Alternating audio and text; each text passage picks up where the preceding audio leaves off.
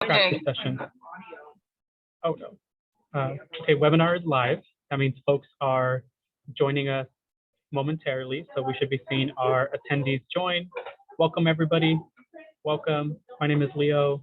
I am the Assistant Director of Student Life here at Bakersfield College.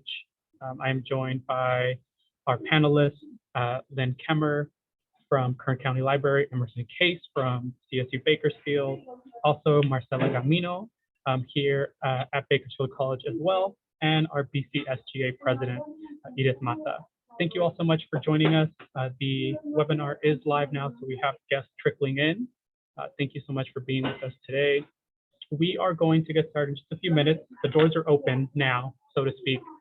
So we are going to let folks find their seats, get comfortable, and also let other folks join us. So happy to be with you all today. In the meantime, just feel free to get settled, and we will be starting in just a few minutes. Thank you.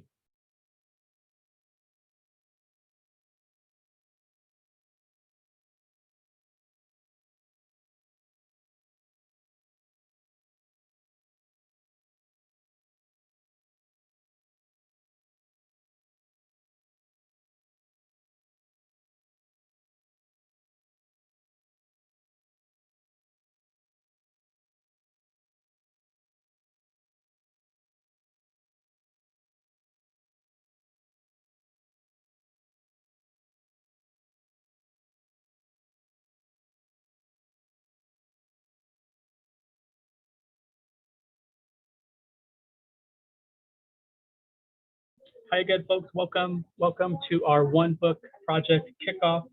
This is the rose that grew from the concrete. We're really happy to be with you all this afternoon now, excuse me. I see our attendees list growing.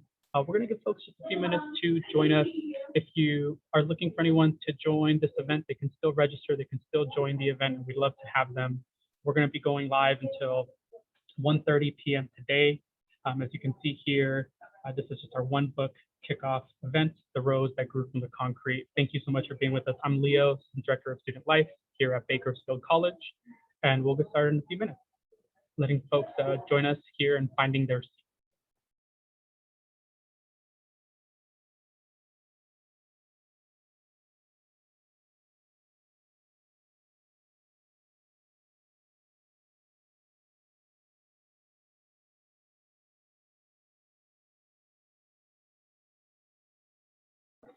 For those who are not in attendance with us today, I just wanted to make a quick note that this webinar will be recorded or is being recorded.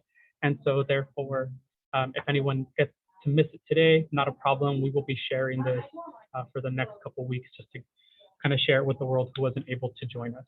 I see our attendees list still growing, so we'll just get started in a few minutes and we'll move from there. Thank you.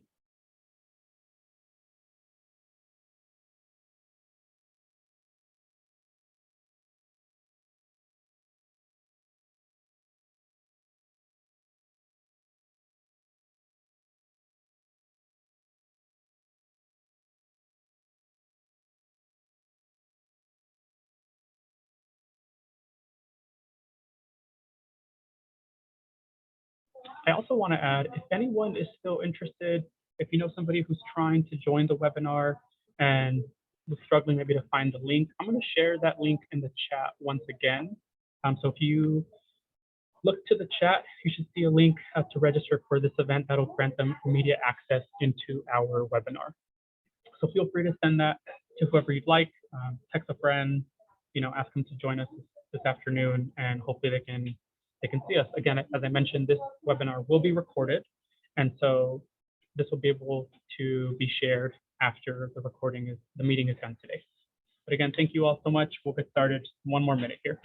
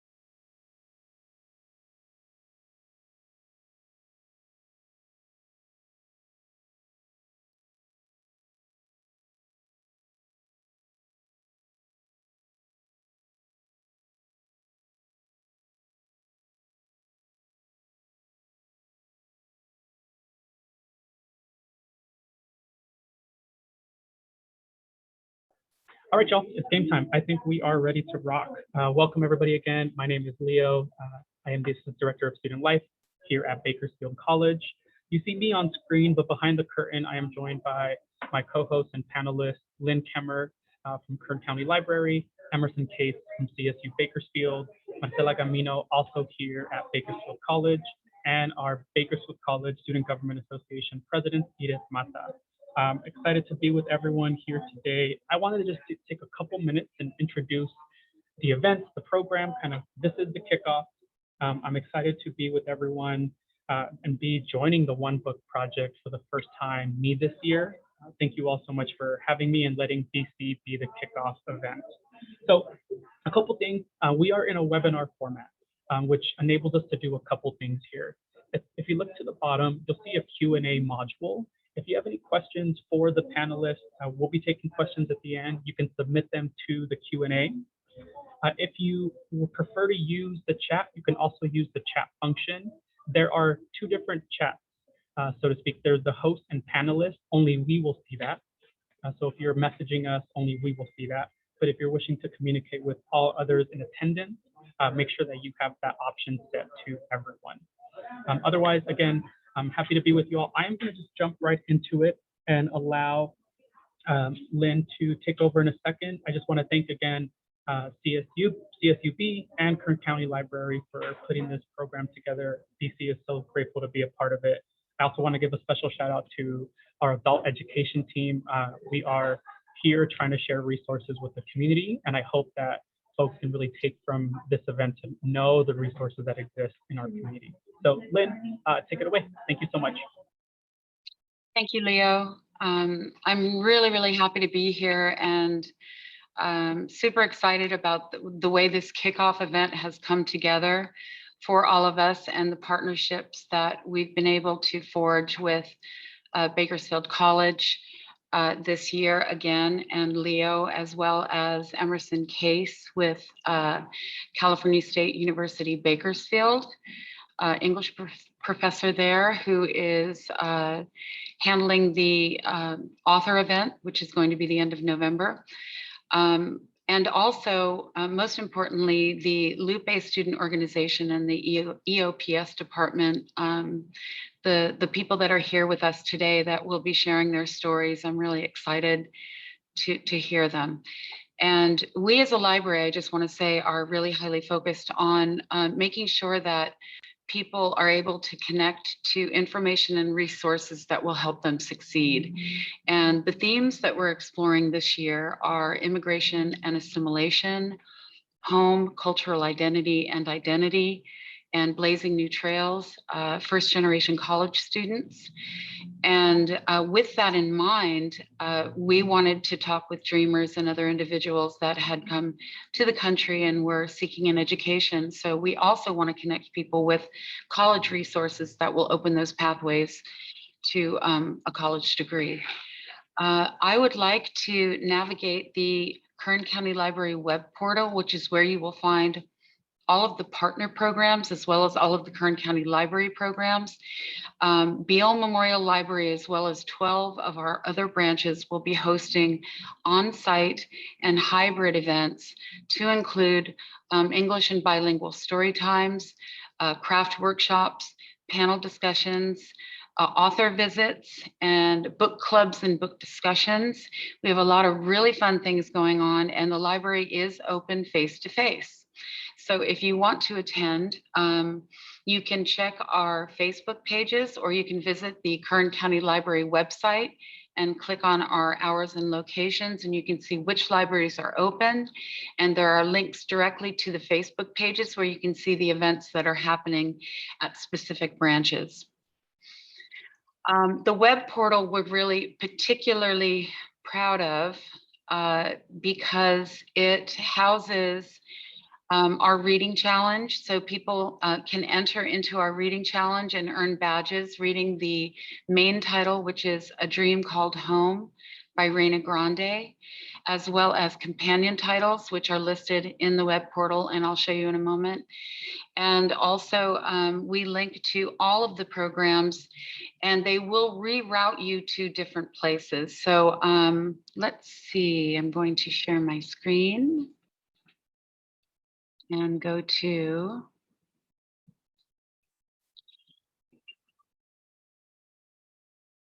okay, how is that? Is that happening? This is our Kern County Library web portal where we are housing information about the main title. Here's our logo on the right. Let's put you over here.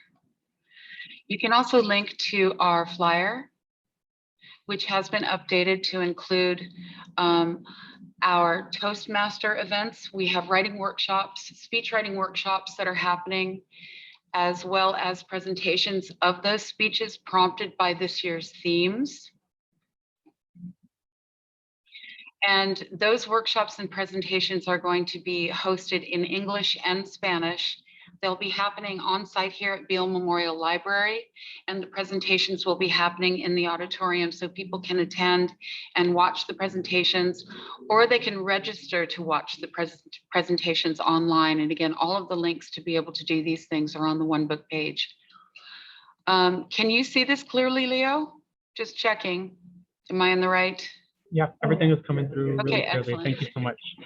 Some of the other titles that you'll see, these are the companion titles that have been selected. And I just wanted to point out that all of the companion titles that were selected are in English and also in Spanish. We have a few children's picture books. Nowhere Boy, which is children's fiction. It's a reader. We also have a nonfiction title called Dreamers. This is a beautiful book. The illustrations are incredible and the story is very poetic. We also selected a YA fiction title and a graphic novel. So these books are available to be checked out. You can go to kerncountylibrary.org, which is our main webpage, visit the library catalog, and place a hold on these titles if you have a library card. And then we will put it on our hold shelf for you, and you can come curbside and pick it up. Our reading challenge links to our Beanstack tool, which allows people to keep track of what they're reading, as well as complete activities that are focused on this year's themes. So you can make different craft objects or complete different activities, and there are prizes and badges that you can win here. The Kickoff Event registration link is here, as well as we're linking to the reading challenge as well via the Kickoff. And information about the Kickoff Event and the virtual evening with the author, which Emerson coordinated on behalf of Cal State University Bakersfield. This does require registration. So in thinking about participating in these events, any educational institutions typically do require registration prior to attending the event. And once you register, then you're sent the meeting information to be able to access the program at the time it's scheduled. This again is our reading challenge here, and then the calendar on the very bottom of the page, which is what I'm trying to get to here. This is all of the Kern County Library programs, as well as all of the partner programs. And this year our partners include, again, California State University Bakersfield, Bakersfield College, and the Lupe Student Club, as well as the EOPS department. We're also working with Emmanuel Lutheran Church. She's going to be doing an interfaith panel discussing the idea of home. CASA of Kern County, which is a foster care organization, is also participating, but only with their clients and their mentors. But we wanted to include the program because I will be going over there to do a read, and they're going to bake Native American Indian fry bread, which is a recipe that has been passed down from generation to generation. So all of these events will tell you where they're happening, what time, on what day, and if you click it, it will give you more information about the program. And again, these will be happening at different locations throughout the county.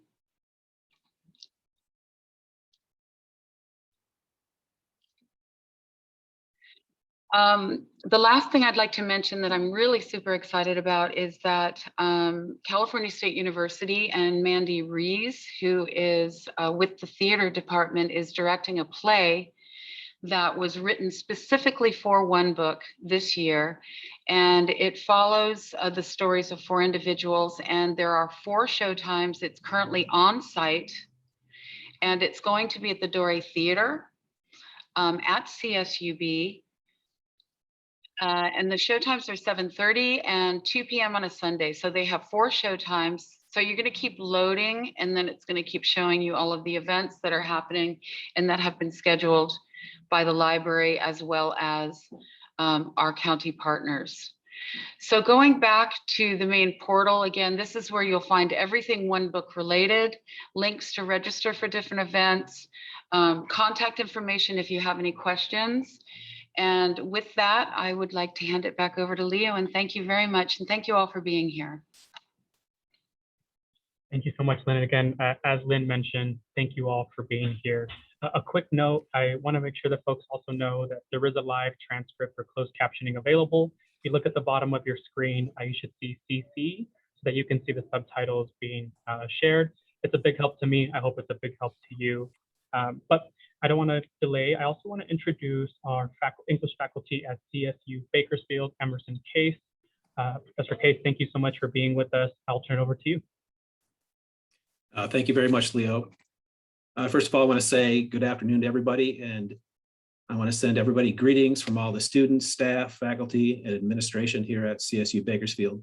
We're really, really happy. We're delighted to be able to participate in this great program once again this year. I would also like to say well done to Leo and everybody at Bakersfield College for setting up such a great kickoff event. It's a really nice movement forward here. This project, this One Book project, has really come a long way since I first got involved in 2010. It's grown impressively, it's grown exponentially over the years, and it looks like we're going to have another wonderful slate of events for this year. I personally think we're just really, really lucky to have such a committed public library system like we have in the Kern County Library. And so I personally want to give a big shout out to Lynn Kemmer for all the work that she's done. She's the one that oversees all of this incredibly wide-ranging project. She's the one that comes up with the themes. She's the one that comes up with that great reading list for all ages. And as I always say, this is a program for everybody from 4 to 104. So well done, Lynn. So she's given you lots of information on various events. I would like to give you a little bit more information on 4 things that I'd like everyone to keep in mind as we kick off this year's program. The first is I want to let all the college students out there know about the College Essay Writing Contest. This is sponsored by the Kern Council of Teachers of English. The contest is open to all students in a first-year experience course, a first-year composition course, or a first-year ethnic studies course at any college in Kern County, at Bakersfield College, CSUB, Saracosa College, Porterville College, or Taft. So you can find the details, you can find the prompt and details on how to submit properly at this website, www.csub.edu/AH/1-book-project. And you can find a lot of other information on that website as well. So the deadline for submitting to this contest is 5 p.m. on Friday, November 5th, so that we have enough time to judge it in time for the author event. And the winners will be announced immediately before the keynote speech by Rena Grande on November 18th. With a little bit of luck, we might even be able to persuade her to actually announce the winners herself. So not only can you gain a lot of fame and glory by winning this, you can also have a chance to win some money. Our first prize is $300. So I really encourage all first-year college students out there to consider submitting their original work, emphasis on original.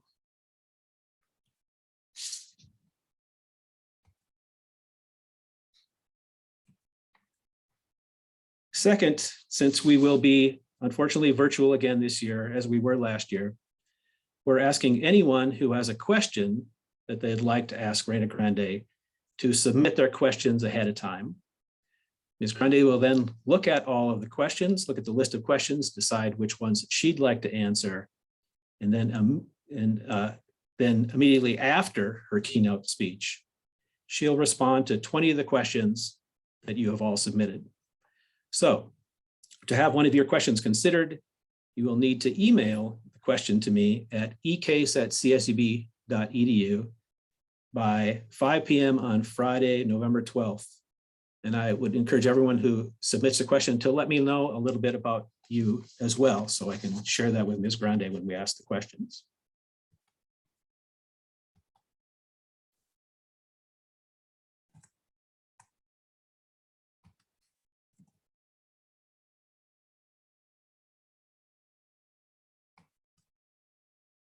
Third, once again this year, we will have the opportunity to participate in the International Book Club. This year, in addition to students at CSUB's American Language Institute, we'll also have students from Poland, Guatemala, and Argentina reading and discussing the book. So you can find out more about the IBC and how you can get involved in it by visiting this website, csubibc.blogspot.com. I also want to say a very, very big thank you to Yuri Sakamaki. She's our Director of International Success here at CSUB, for all the incredible work that she's done on the International Book Club.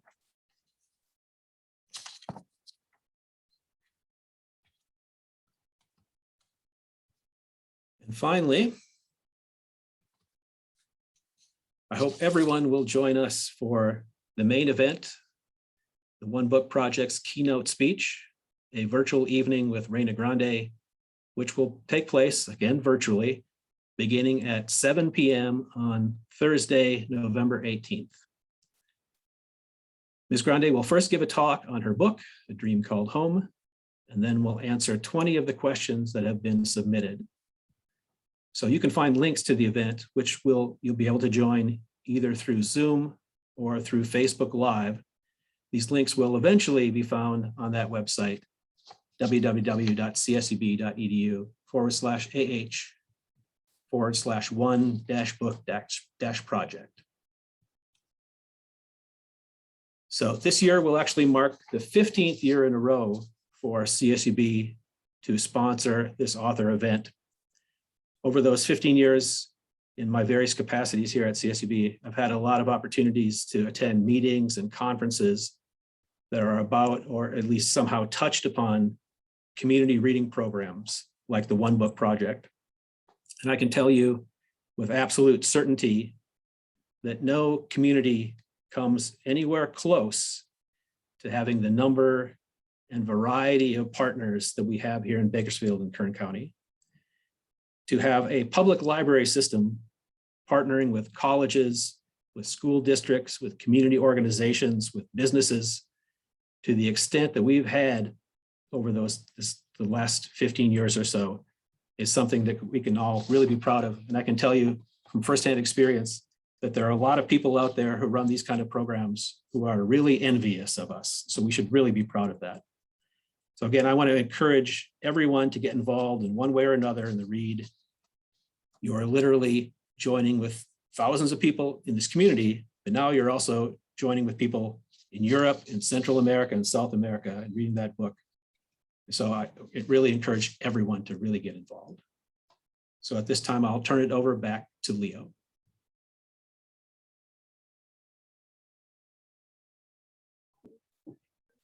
Hey folks, can you hear me okay?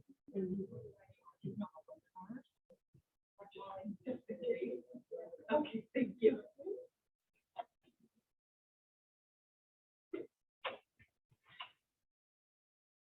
Hey Nicole, that's what happened. So can you drop in the chat that my video is kind of acting up? You can't hear me at all, can you?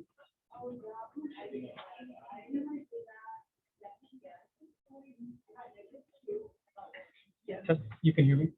Wonderful. Okay, hey folks, well, this is the technical world that we're living in, the digital world. We're gonna keep on trucking with it. I'm glad that you can hear me. I'm looking at my screens right now and they said, you know what, we're not going to showcase what you wanted to show, which was my face and my screen. That's okay. So long as you can hear me, that is all we need. Thank you again, Professor Case. Really appreciate you introducing and Lynn introducing the series that we have coming up all the way through November. I was going to share before my computer rudely interrupted and decided to do this thing on me, that I remember reading Reina Grande's Across 100 Mountains back in 2009. I think I was a sophomore in college at that time. And that book really spoke to me. It was one of the books that was assigned by my faculty in the Chicano Studies Department at UC Santa Barbara. And just, you know, thinking about my own parents' journey across 100 mountains is what it felt like, and across rivers. And being able to see that that was now part of the literary canon really meant a lot for me. And so when this book was assigned our new primary title, you know, thinking about themes about home and thinking about the themes of just kind of like trailblazing, quite literally, you know, assimilation and finding a new place, finding a home, wherever that may be. I was really excited to be part of this event, and I have the honor of introducing kind of our next portion, what everybody is here for. So today we have 4 guest speakers that are going to be with us and are going to be telling a little bit about themselves, a little bit about their story, their journey, their family's journey. I hope that during this time, I'll be able to troubleshoot my tech, but thankfully, we don't have to hear from me the entire time. So without further ado, to highlight today's theme, I am going to turn it over to our Student Government Association President, Edith Mata, who will be reading a short poem for us that highlights the theme of today. I'm going to try to keep my microphone very quiet. Again, I apologize. My functions are kind of all over the place right now. So Edith, please take it away. The floor is yours. Thank you, Leo. Hello, everyone. Thank you for everyone joining us today and for everyone that worked on this project and how put it together. It took a lot of work, but I am very pleased and honored to be here. Today, I am reciting a poem by Tupac, The Rose That Grew from Concrete. Did you hear about the rose that grew from concrete, from the crack in the concrete? Proving nature's law is wrong. It learned to walk without having feet. Funny it seems, but by keeping its dreams, it learned to breathe fresh air. Long live the rose that grew from concrete when no one else ever cared. Thank you. Back to you, Leo.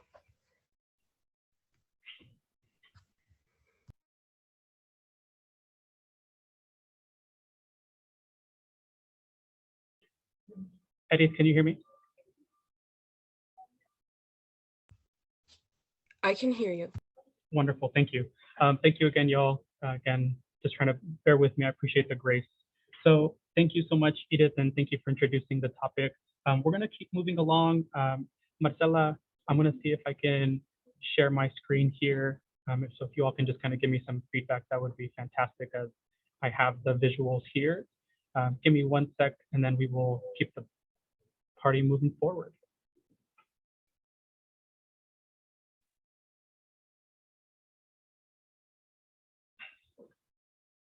Okay, great. So you know what, I think just change it up.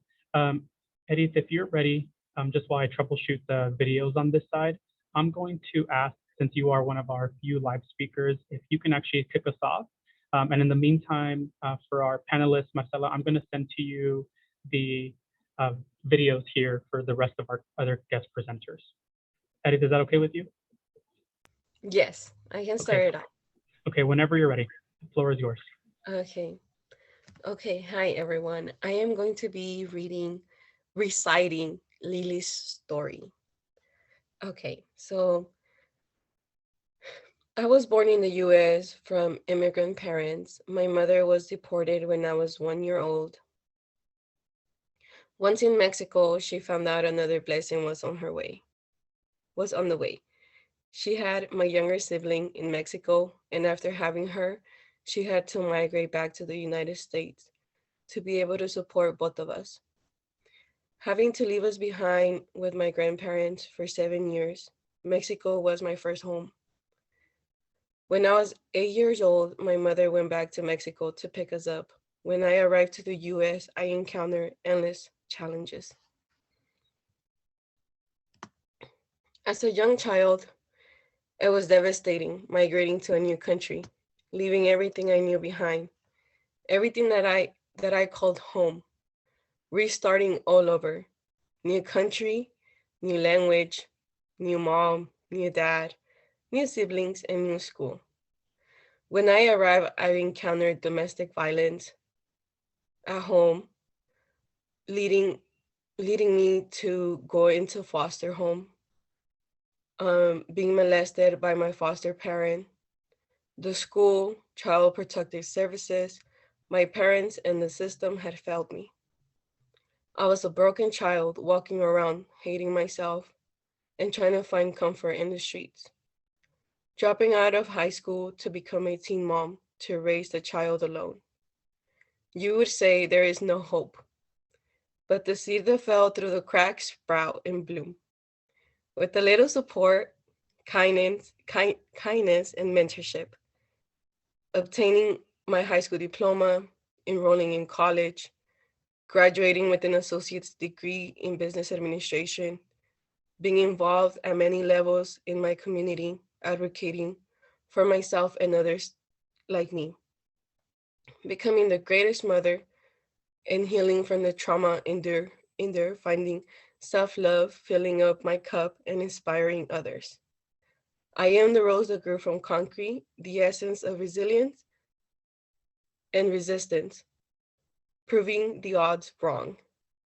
Thank you. That concludes Lily's story.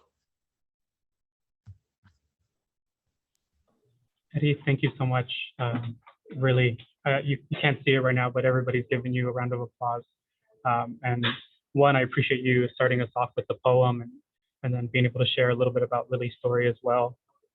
Clearly powerful, and I'm glad to say that we have a few more stories for us. The other three, I'm thankful here that we get to share are going to be pre-recorded videos. And so now that I'm back, and I hope that the Zoom cooperates with me, I will get to introduce a few of them, and Marcela, my colleague here, will also get to introduce a few of them. So I know we kind of switched it up a little bit on folks. So Marcela, if you can introduce our first one while I queue it up. Yes, so I have the honor of introducing our next person who will be sharing their story. Her name is Betsy Rodriguez. She had already pre-recorded her video, but just like Reina Grande, she shares her story of her journey of pursuing her dream. Thank you. I'm going to queue that up now.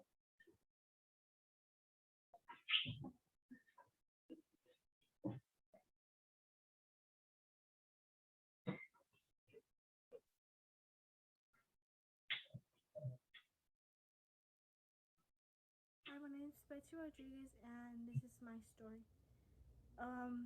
So to start off, I was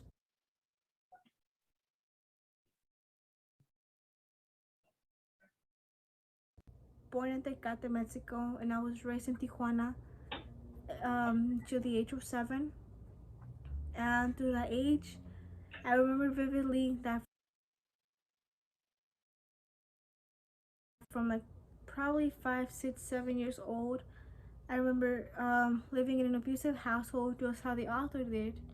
And that's something that I related to, which made me want to share my story, because I know it makes me feel like I'm not the only one that's experienced things, and that it's okay to talk about them even after all those years.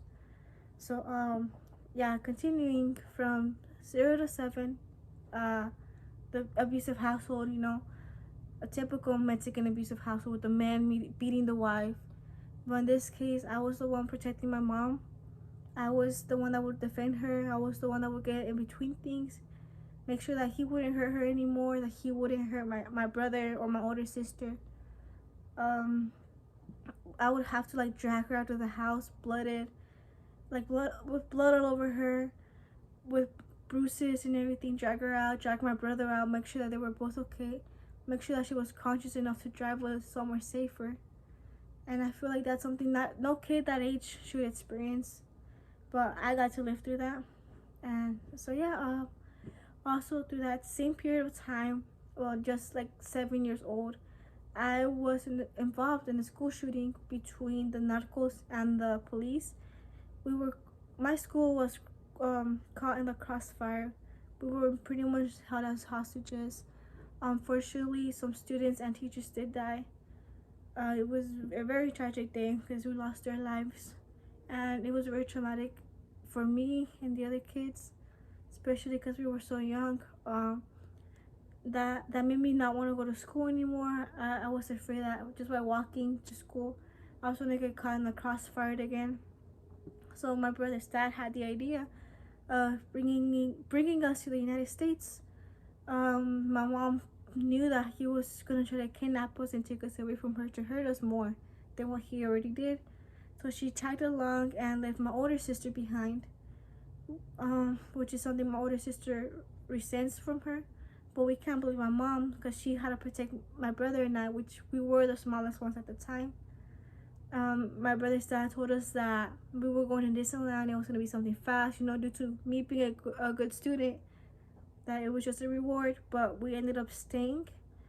I started school the second semester of second grade, and I remember getting bullied a lot, being the outcast because I would cry a lot. I would go hide, especially when the alarms would go off or the bells to go back to class. When the police would pass by, or the ambulances or the fire trucks, just those loud noises triggered that same fear that I had back in Mexico. And I got bullied a lot for that. We didn't have any family support, nothing. So my mom couldn't leave that abusive household. She couldn't leave him because we had nowhere to go to. We didn't know any resources that were out there. We were still new, new freshly immigrants here in the United States. Everything's scary. You don't know if you should call the police or not because you feel like what if I call them, they take my kids, and deport us back to Mexico where we're running away from.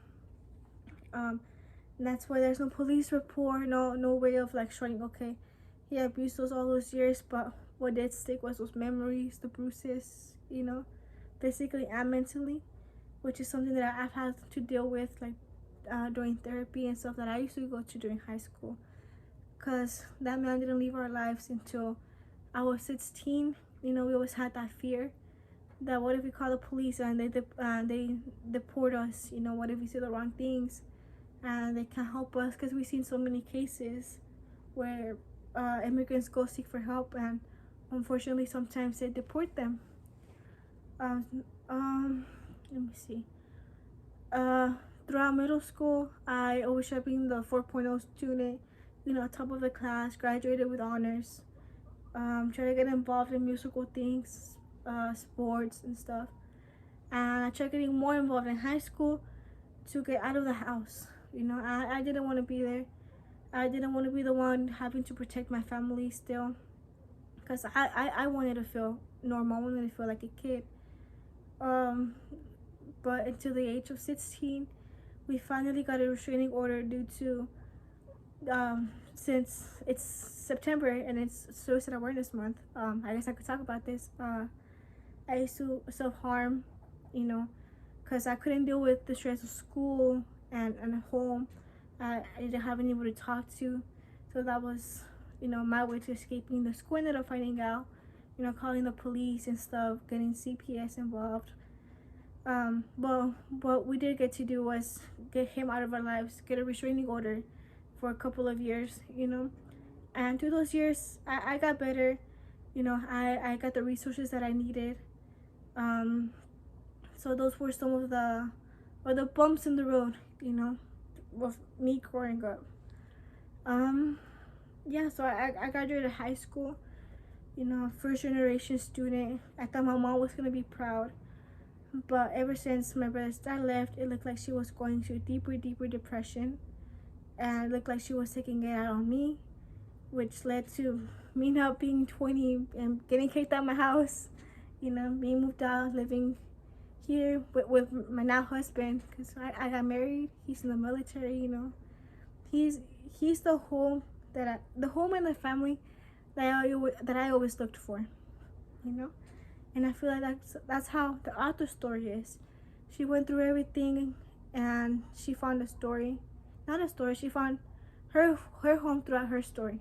You know, she had to go through a lot, just how I'm going through a lot. But in the end, I wanna achieve the same dreams that she achieved, but with my own. Like for example, right now I'm going to college, um, with a double degree. Hopefully, I graduate soon with psychology and administrative justice to either go into the police department or become a lawyer and a judge later on to help families out that are in the same situation that I was. Um, so yeah, uh, something kind of short and long, but that's some of my story that I like to share with you guys. So thank you.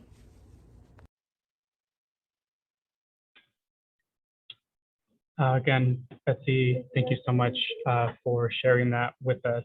As we can hear, folks, this is moving, this personal, so deeply personal, and it shares the reality. Many of our students on our campuses, in our libraries, in our public spaces, the things that they are enduring, the things that they are bouncing back from. That's why I found tremendous honor to be able to be part of this. Title the event "The Rose That Grew from the Concrete," because there's a lot of solid moments for them that they're really blossoming through. And so Betsy today, I love that it ended on this little smirk here. Betsy today is graduating with a degree in psychology and administration of justice, and she hopes to be, a safe place for someone else in the future. I'm thankful that she was comfortable enough sharing that with us and with you here in the audience. And I'm excited to share our next presenter here. In this case, this next story is also going to be told by someone else. I'm going to go ahead and click on to the next slide here if I can. Hi, my name is Betsy Rodriguez, And so here is the next slide that I want to show before I introduce the speaker. These images here that we're seeing were part of a Time magazine article a few years ago now. And so these images are of a family member of one of our current students. And so we have a speaker who will be sharing their story on their behalf. It's been, edited and summarized for the purposes of this program. But I'm going to go ahead and continue on to the next slide and showcase that video now.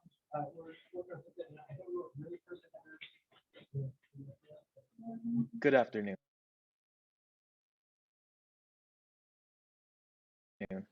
I am Juan Sanchez, a first-generation BC student set to graduate this winter with plans to transfer to CSUB in pursuit of a business degree. With the permission of the family, I am sharing one of my peers' stories today. For the purpose of this presentation, she will be referred to as Isabel. This is her sister's story and was featured in a 2018 Time magazine article. I will be reading from the article and including updates since then. Just before 7:30 one Friday morning last March, Alejandro said goodbye to his wife Maria and his two small daughters and headed off to work. He didn't make it far. 4 blocks from his home near Bakersfield, California, 2 unmarked vehicles, a white Honda and a green Mazda pickup truck, pulled up behind him at a stop sign. Plainclothes immigration and customs enforcement, ICE agents spilled out. Alejandro dialed Maria from his cell phone and told her what was happening. Her heart dropped. She said later that she knew it wouldn't matter that Alejandro had no criminal record, not even a speeding ticket, or that he'd driven these same roads every day for the past decade, picking grapes, pistachios, and oranges in California's Central Valley. A few days later, he was given an ankle bracelet and allowed to return home to say goodbye. He was gone by the end of spring, before his eldest, Isabella, began talking, before Estefania took her first steps, before Maria gave birth this winter to their third baby girl. In Maria and Alejandro's neighborhood, news of his arrest went viral. his Facebook feed, already a portrait of a community's anxiety, began to accrue up-to-the-minute reports on ICE sightings in town and rumors of planned immigration raids at warehouses nearby. Don't go to the Walmart. An ICE truck was seen parked nearby. Plainclothes agents are watching the park. Sitting in a folding chair on the patio outside her home, Maria describes a similar drumbeat of distress. She doesn't use the word miedo, fear, but a more visceral term, pavor, dread. Maria, who is now caring for 3 US citizen children on her own, feels trapped. She can take her kids back to a country where she has citizenship rights, but where they have none. Or she can stay in the US and live in fear because she's already here illegally and she has no easy path to legal status. Maria's American-born children can't petition the Department of Homeland Security, DHS, to give her legal status until the eldest turns 21. That's in 2036. Maria's brother, a US citizen, could also petition for her, but that too would likely require Maria to return to Mexico for an even longer period of time. The State Department is so backlogged that it's currently processing visa requests for Mexican siblings filed on November 15, 1997. For now, Maria will stay in the US, pick grapes, and care for her children in the country of their birth. But when she imagines raising her girls without their father, tears slide down her cheeks. It's the worst thing that you can do to a family, she says. Every day, when Alejandro calls on FaceTime, Isabella, who's 2.5 years old, lights up. Papi? She asks, reaching for Maria's iPhone. 1,000 miles south, in Sonora, Mexico, Alejandro holds his screen close to his face. Papi, Isabella squeals, I love you. Fast forward 3 years. Isabel and Maria continue to support their family near and far. Maria has since returned to Mexico with her 3 children to reunite with their husband, Alejandro. Isabel says they are happy to be with one another and are starting their business in their new city located in the Mexican state of Sonora. They hope to return one day when the timing is right and a path is feasible. Until then, they are thankful for tools like WhatsApp that keeps them connected regularly. Isabel has worked tirelessly to attend BC while supporting her family and access education that could benefit not only herself, but also her family. She hopes to utilize her English for multilingual students courses to advance in her professional career and support her children's education. She says, I want to be prepared for conversations with customers and other employees, but more than that, I want to be sure I can understand and participate in my children's school meetings. I want them to know I support them and can continue supporting them. There's a lot of information in those meetings and conferences. It's hard attending BC while working full-time, but I know it's worth it and shows my kids it's worth it. Thank you.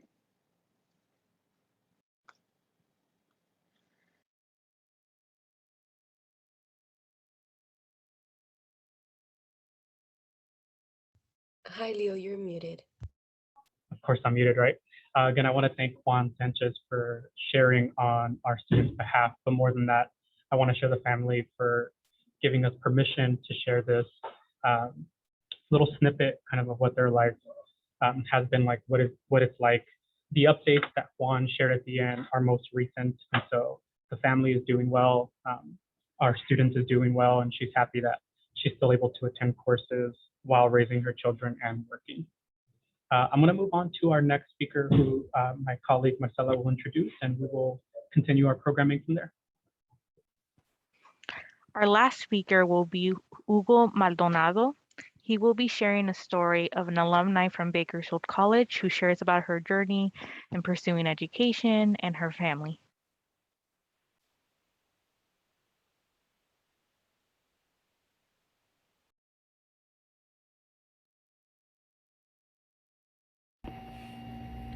Hello everyone, my name is Hugo Maldonado Garcia and I am speaking today on behalf of one of my colleagues who prefer to stay anonymous.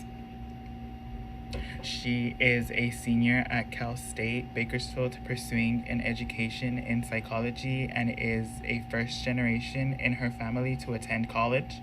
She is also a DACA recipient. She's documented. Her parents brought her to the States when she was 3 years old for a better life and to give her a better education.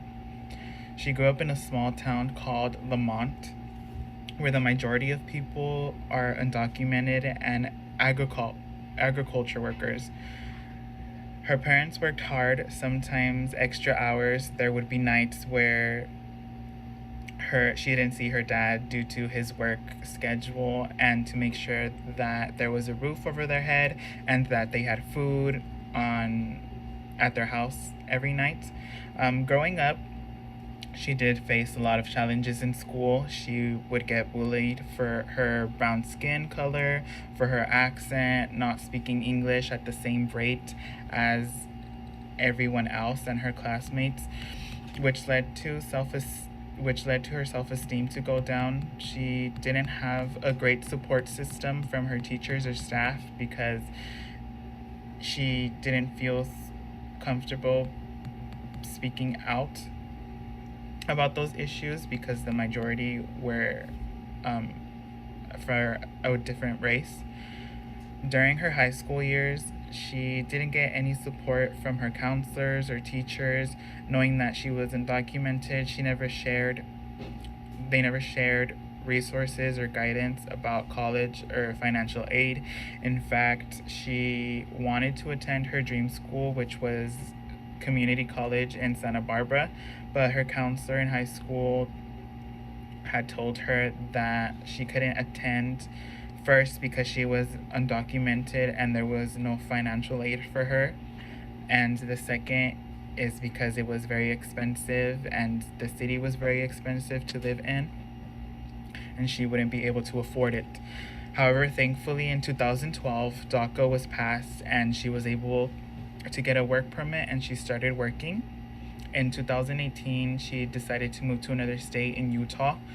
After living there for a while, she decided to continue her education at a community college where she was in the process of transferring with some college credits. However, her application got denied and they said they had told her she couldn't attend due to her immigration status. They told her you would need to get a green card in order to attend the school. She was devastated, she was hurt, but she didn't let that stop her from pursuing her education.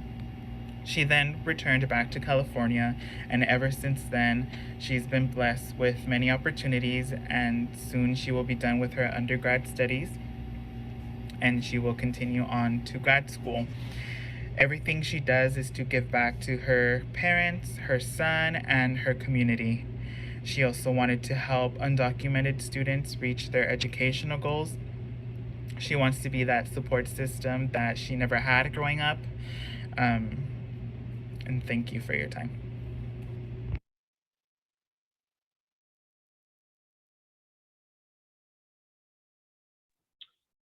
Again, thank you to Google. Thank you to all of our speakers for sharing on our other speakers' behalf. Thank you to our students who are comfortable enough sharing a little bit about their story. And there's so much more. We know that there's so much more. We only had them for a few minutes here on our feed, but rest assured that you talk to these students every day at some point, and there's so much more to be unearthed. I'm just glad that we got to uncover a little bit with us today. Again, I want to be mindful. We've heard a lot of personal narratives this afternoon, and knowing that this is a webinar that's been recorded, we've asked for permission for the recording for the stories. I still ask, anyone in the audience that we hold these truths closely, because they are folk stories, whether they're being shared on behalf of someone else or by themselves. It takes a lot of vulnerability, a lot of strength to disclose this information. So with that, I want to introduce Marcela. She's up here on the screen with me, and I'm thankful that she is joining us today. She has been a tremendous help since I've joined BC in just getting acclimated to campus and finding resources that can support our students. So she's going to share with us a little about resources that exist here at BC. And then afterward, we will close out with Edith from the student perspective and close out from there. Thank you. Marcela, floor is yours. Thank you so much, Leo. My name is Marcela Gamino, and I am the program manager for the AB 540 Undocumented Students Program. This program is under the AOPS program, so you may have heard of either or both programs here at Bakersfield College, but we're here to support students in their educational journeys. Our students do not need to be undocumented to receive our support in their journey to continue their education or to pursue a career. We support students who come from mixed status families, meaning that they themselves may have DACA or may have been born here, but their parents hold a different status. Or we also support students who have either U-T visas, are undocumented, or are documented. At Bakersfield College, we provide a number of services, and we have an entire team to support you throughout your journey. We provide career and academic counseling. We plan out your time here at Bakersfield College based on the goals that you have. We support students with applying to financial aid and scholarships. We live in California, which is a state which allows students to be eligible for in-state tuition if they qualify, and be eligible for state aid so they can help pay for their education. We also host a variety of workshops, whether that be from financial literacy to immigration-related workshops. A lot is happening at the government level with the reconciliation bill and updates to DACA. So we're always learning about updates and sharing those updates with our students. We do provide free immigration legal services to our students, our staff, and our faculty. And we support students in their leadership engagement and promote entrepreneurship within our program. If you feel like you can benefit from our programs, you're eligible, or you know a friend that may benefit from our programs, our contact information is there. Please feel free to take a picture. I do want to leave you all with a save a date. Our upcoming Undocumented Student Week of Action is coming up in October. We will be hosting a variety of workshops, activities from October 18th to the 22nd. Stay tuned for more information about Undocumented Student Action Week, but we'll really hold on to those themes that Reina Grande discusses in her book about pursuing that journey, finding a home, and all the steps that she needed to take in order to get there. Our theme this year is change in action, and so we hope to see change in order for our documented student population to feel at home. Thank you so much for your time. And I will go ahead and stop sharing my screen. And now I do want to bring back Edith, who will share more about additional resources here at Bakersfield College to support students. Hello, everyone. Well, thank you again for being here with us. Definitely, it was very powerful to hear all the stories. So, as you know, the students are undocumented. Some of them, like Marcela said, mixed status. Some have documents, but are first generation. And there is a lot of support here at Bakersfield College. We are committed to help students and support them. We have many student organizations that students can be involved. We also have counselors. We have financial aid available. There is many resources for you to continue pursuing higher education. We are the roses that grew from concrete, some of us. So please don't let that stop you, your hardships, as you may heard today. Many of us share a lot of the same struggles, but at the same time, we let them empower us. So please, if you need anything, feel free to reach out to me. I will leave my email in the chat. Thank you so much for your time. Back to you, Leo. Thank you, Edith. And as perfect example, Edith Mata is our Student Government Association body president here. So I think she's already just had a tremendous year of work. She has a lot of work left to do, but she's knocking it out so gracefully. I just want to express my gratitude to her and to all of our students who made this program possible, because really without them, one, I wouldn't have a job, and two, this program wouldn't be possible. So always power to our student body. As we close out, I want to share just a couple more things, and I'm going to ask Lynn to join me here on the screen as I pull this last portion up, which is really our upcoming events. The last thing here kind of for me to share is just a quick reminder for all of the things that we have coming up. I'm going to just click through a couple of these items because I'm really excited about them. I hope that you are too. Let's see here. So today we had our one book project kickoff event, The Rose That Grew from Concrete. That was virtual. This is being recorded and will be available to all for the next couple weeks. We do have a play that will be premiered at multiple times. Again, you can find out everything at kcl1book.org. Again, kcl1book.org. You can register for those workshops. We also have some workshops that are going to take place both in English and in Spanish. And so we get to lead some writing workshops and presentations that will be held in person. There'll be a public speaking event in November, which I'm hopeful that you all will register for. If you found today's presentations, today's speakers empowering and just uplifting, then I know you will find those stories of the Promised Land also inspiring. So please consider registering for any and all of these events.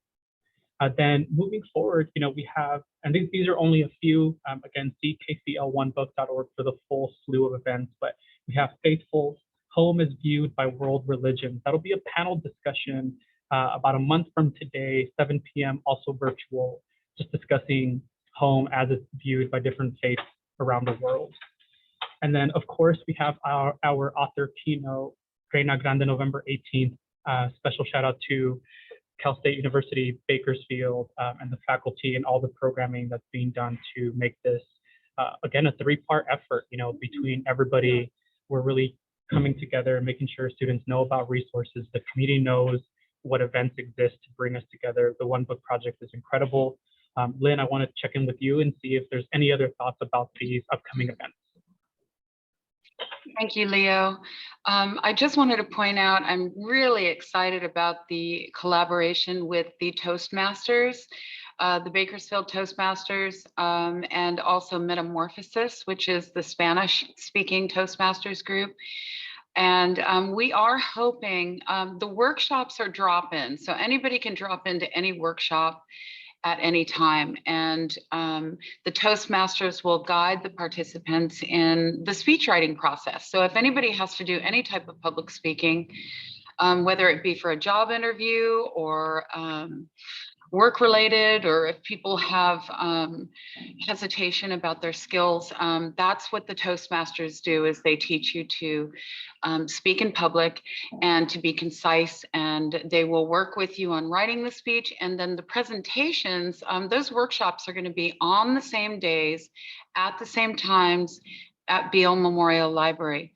The presentations, however, are going to be on different days at different times, and you do have to register to attend if you can't come in person and want to watch it online.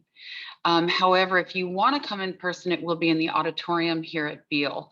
So I know some of these were hybrid on a lot of these different events. The theater, the play, The First Degree, that is also going to be on site at the Doré Theater. Everything else outside of what Kern County Library is presenting at our branches or at select branches, Kern County Library will be in person for crafts, story times, and other activities. And then the Faithful Home panel discussion and some of our author talks and book discussions will be online. So if you don't mind, Leo, I'd just like to share my screen quickly so I can show the One Book page. If you are interested in seeing all of the events as listed, we do have a One Book, One Bakersfield, One Kern Facebook page, and all of the events will be shared on this page, as well as related information, anything having to do with supporting asylum seekers in their journey. We want the library to be the first point of contact, because what we're all about is sharing information and connecting people with community organizations and educational institutions. We want to be the conduit to the pathway to an education or any other support services that people might need. The main page, however, is our Kern County Library page.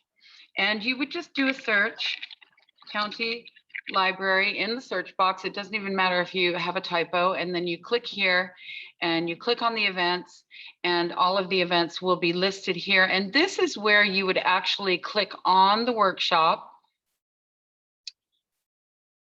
and click that you're interested. I've already done that, so it's not giving me that option. Once you do that, then you'll get reminders. And of course, this is only for people that have Facebook pages. I am also posting the information on our Twitter account for Kern County Library and our LinkedIn page for Kern County Library. So the information is being shared there. The main portal, if you do not have social media, would be kcl1book.org. And we do link to all of the registration links if required, and all of the information about where the programs are located, when and where. And I've put my email address in the chat. So if anybody has any questions for me about the programming, about OneBook, if you want to come into the library and help, I can help you set up your library card and connect you with the library resources. We have databases. We provide workforce support. We have digital test booklets for people that are studying for particular tests, and they are now online. We have a lot of resources that support students and community members, all ages. And we really have evolved to be more of a digital community hub. We're not shushing anybody anymore here. So I just want people to feel welcome, and please feel free to ask for me, Lynn, the librarian. And we have a lot of really helpful staff members at all of our branches, and I am located here at Beale. And thank you all so much for being here. I'm really inspired by your strength and resilience, for those of you that have shared your stories. And it's very inspirational and motivating. And I'm really happy that you all have created a home for yourselves at BC. So thank you very much. Thank you, Leo. Thank you, Lynn. And thank you again to all of our panelists here joining us. Thank you, Emerson. Thank you, Marcela. Thank you, Edith. Thank you again. Tremendous gratitude for our guest speakers. At this point, if there are no other questions or no questions for the group, again, I want to point us back to kcl1book.org. Again, that's in the chat, kcl1book.org, for all of your links and registration and flyers. You can find out everything there. Also want to remind you that this video will be recorded and will be shared after. And so if you're like, hey, you should really check this out, and want to share that with your friend, a colleague, please share as you'd like. We would love to see more of you at our upcoming events, and we're so grateful that you spent time with us this afternoon. In closing, I want to come back to the poem, The Rose That Grew from the Concrete by Tupac Shakur, and want to leave you with this final line. Did you hear about the rose that grew from a crack in the concrete? I'm sure you have. Thank you all so much. You all take care. Have a good day. Bye. Thank you.